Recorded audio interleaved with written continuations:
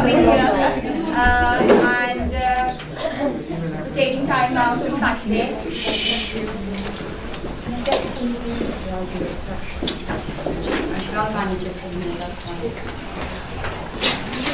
Thank you everybody for coming here and taking time out on a Saturday. I think it's an issue close to all of our hearts, all of us residents living over here. So before I begin, I just wanted to give you a little bit about Be Safe, Feel Safe group, because I suppose in this because someone see it. So just who we are and why we came about. So about 6 months ago, we had a burglary in our house. We live in Bolton, and it was a very traumatizing experience. I saw the burglars as well as I was driving away. So to come home to see the house ransacked, we lost jewelry, we lost laptops, and all this happened. But what happened in addition to that was I saw the fear in the eyes of our neighbors and them thinking they're the next target. And I think that was what set this whole thing off. It wasn't about the safety of one person. It wasn't the safety about just me. It was the safety of the community and how we can come together and ensure that we are safe. And that's what led to this movement, or whatever you want to call it, the Be Safe, Feel Safe group. Now it's run voluntarily by residents living in Waterloo, Dale, Hale Barnes, Timberley, Sale and Broad Heath and Bolton. None of us make any money from this. We're putting in our own time. Everybody's got a day job. So it's spectacular the kind of energy everybody involved in these meetings puts in. There's a lot of work that happens. You can see all the people doing the registrations and everything. They're busy plodding away. So that's who we are. So the agenda, this is what I'm doing. I just kind of set the focus of the meeting. Why we're here, what the problem really is, and what we want to achieve from it as a group of residents who are concerned about our safety. And that's why we have an esteemed panel of speakers over here. So we've got, before we start off with the speakers, we want to always give priority to the residents, just to set the scene and let people know about, some stories from amongst ourselves. We have a few people speaking. There's one person who didn't want to get identified, and I think that's quite sad, that she felt if she came out and spoke, she may be identified by the people who tried to burgle her house. This was an attempted burglary. So I do have another resident, Linda, here, who's going to read it out. Did you get the paper? That's fine. So I haven't changed anything, any mistakes from whatever came from there. We've got Sir Graham Brady in our midst, and we're very, very happy that you came here and you're giving us your time. So we will, as I said, ask you to give a little bit of your talk and then also close it at the end.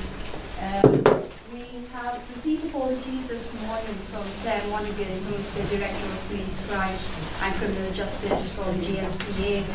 She's unwell, but she has promised to give us some time to discuss the issues we have. We have Superintendent Caroline Hemingway and Inspector John Evans. They have been our regulars, especially Inspector John, from the first meeting. Extremely helpful, and it's great that the police is working so closely with the community.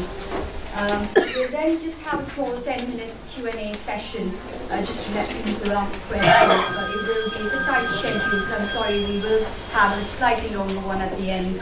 And then we've got Bridget Delvin, Justice of Peace over here, from the magistrates.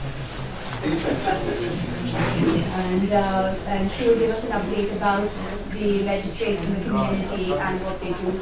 And then there's Helen Brown and Councillor Mike Freeman over here, who are going to tell us a little bit more about what's happening in the different councilmen. And then we've got Caroline, and these are the committee members. There she is. She's going to tell us a bit about how to set up neighbourhood watch schemes, kind of like a step-by-step procedure, and how to basically start engaging as a community.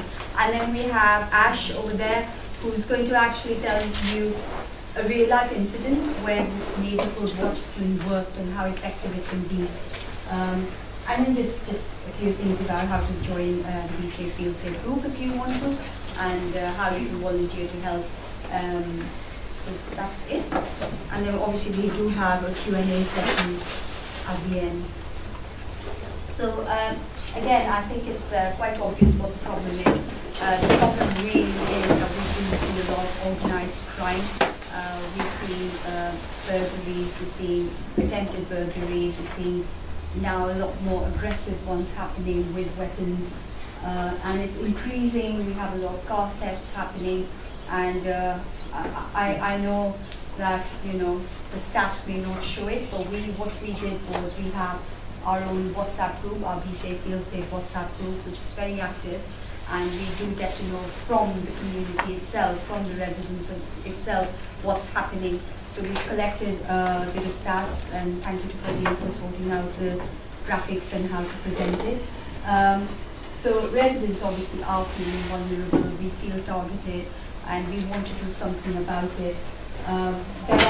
There are issues that are coming about. I think some of the areas that we thought were traditionally very safe don't feel very safe any longer.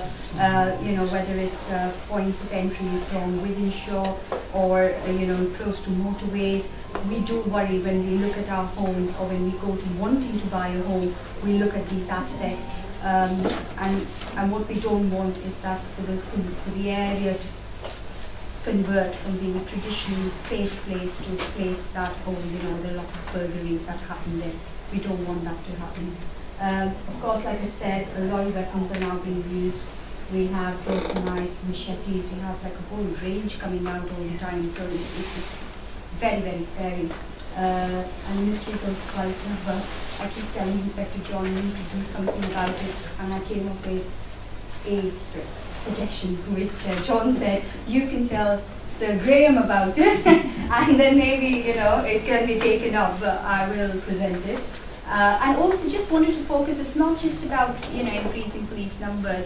We're going to see an impact on the NHS. We're going to see people with depression, with mental health issues, because they've gone through the trauma of the burglary. We're going to see an impact on that as well. We're going to see an impact on local businesses. We're going to see an impact on housing and collectively the local economy. So it's not just one small aspect, it's the totality of things. So just a few statistics which we have gathered. Now the disclaimer, these stats are based on the reports that have been gathered directly from members of the Be Safe, Feel Safe WhatsApp group, and this is not official data, it's unofficial data. Between March and September, March is when this group was set up. Between March and September, we've had about 100 burglaries. We've had a few more arrests. We've had 3 arrests separately, but we've had a burglary and arrest, 2 of them. We've had 6 robberies, 15 suspicious activities, 3 armed robberies, 1 assault, 1 assault and attempted burglary, actually 2 assaults and, yeah, 1 was an attempted burglary and 1 was a burglary, and 15 attempted burglaries, so about 144 incidents in our area between March and September, and these are only things that we have heard about. We don't know, there may be more. Obviously not everybody is in the group. Month-wise, we saw quite a few happening in March. That we got burgled as well, so we are one of them. And it does not include, so these stats actually remove the 15 suspicious activities. We don't have them over here. So they're about, so we've seen a peak in March, and then you see there's a peak in August, which is really when we felt it as well. You know, as residents, we felt it, and we felt the dip as well. So we get to know, just, you know, by what's happening around us, that it's a peak time and it's a, you know, off-peak time. So we'll be scared for coming to December. Now, incidents by area. Now, again, this does not include the 15 suspicious activities, most of which were actually in jail bonds and suspicious activities. Now, these are, again, things that we will inform about. We see a lot of incidents which have happened in jail, and obviously followed by sale. We spent our jail bonds, then boarding, all children, sympathy. We've got some others as well. Now around Park Road, there were 10. Now Park Road is a long stretch. So when somebody tells us Park Road, we don't really know which area of Park Road that's happening. So we just classed it separately. So yes, those are the stats we have, and really, we're really happy to share it with yourself if you want to. But we just wanted to let you all know as a community what we've been trying to do. And thank you to Shana. She really plowed away and got the stats sorted out. It really meant going through every WhatsApp message and pulling out data. So thank you to her wherever she just hiding that out already. All right. Okay. So why do we think now we're not politically correct? Why do we think? And this is also coming from one of our committee members who feels very strongly he couldn't be here. And I'll refer to him as Mr. N because he doesn't want the wider publicity. But things that people, just us ordinary people, think, why is this problem happening? We think that criminals don't have any fear. They're not fearful. They're not fearful of the law. And sometimes you think, there's a report on the 5th of September that 7 arrests have been made by the police, and there was a huge applaud in the group, and everybody was really, really happy. And then a few days later, we heard none of them were sentenced, and then everything dipped, which is a consequence why one of these residents doesn't want to come up and speak. So you see the impact, it's happening, and that's why we wanted, someone from the magistrates to come here to see the impact it has on us. Now they're being emboldened by each successful attack, and obviously if they're not caught, the next one, the next one, the next one, they're now getting into more weapon-based assault attempts and burglaries. They probably are aware that the police are stretched and they can't be everywhere. Burglary, importance is a bit low, and if we know it, they know it, is how we see it. Again, there's been an influx of criminals from all sorts of areas. We know Gibbonshaw, there's Liverpool, other areas close to the motorway. And we know there are people coming in from different sides, and it makes you feel a little jittery. You don't know whether it's just a few gangs, or whether it's one gang, or are they just one random individual. We don't know who it is who's doing it. And obviously people know that these are so-called affluent areas. I don't know, I've still not been able to understand it. You work hard to live here and buy a home here, how it gives anybody the right to enter your property and take things away from you. I don't understand that. So, typically affluent areas are being targeted. So, how do we think we can try and solve the problem? Obviously, what we don't want is a situation where we leave it and this area goes down, and then a lot of money has to be pumped into this to regenerate the area. Why let it get to that stage? So let's try and sort it out now. So what I think we've covered that. We have Hale Civic Society as well, if I can mention, who is looking at Hale, and there are a lot of things happening in Hale. The stats reflect it as well. And Councillor Patricia Young is there, and there are other people, and the police is working with them to try and sort out issues in Hale. So I think the Britannia Ashley Hotel issue is probably sorted. Because of the ex-offenders over there, and the notion that perhaps a lot of the crime in that area was happening because of that. And I'm sure the police will update us on it. What we would like is that these gangs are identified, arrested, and then apprehended. It has to, the arrest is wonderful, but there has to be some sentencing at the end of it to put them behind bars. We have to break that nexus. And of course, as a community, what we need to do is set up more of these neighborhood watch schemes, know our neighbors. It is not just the most wonderful thing, but it's also the most effective thing. If you're going away, you know that you can let the neighbor know when you're going away. When you know when an alarm goes off, the street will be out to go and check it. Just that community feel, it is brilliant.